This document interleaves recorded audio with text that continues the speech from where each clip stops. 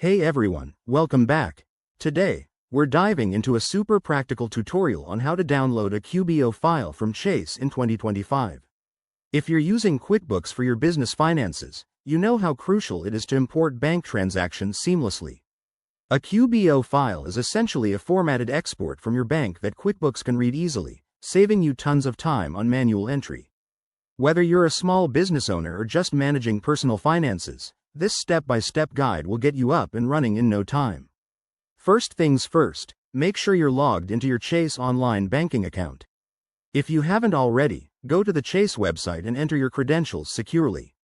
Once you're in, navigate to the Accounts or Activity section. Depending on the latest updates in 2025, this might be under a new menu, but it's usually straightforward. Step 1. Select the account you want to export from. Click on the specific account, like your checking or business account, and look for the Transactions or History tab. Here, you'll see a list of your recent activities. Now, find the Export option. It's often labeled as Download or Export Transactions. Click on that. In the export settings, you'll need to choose the file format. Scroll through the options and select QBO or Web Connect, if that's the available term in 2025. Make sure to set the date range for the transactions you want, maybe the last 30 or 90 days, depending on your needs.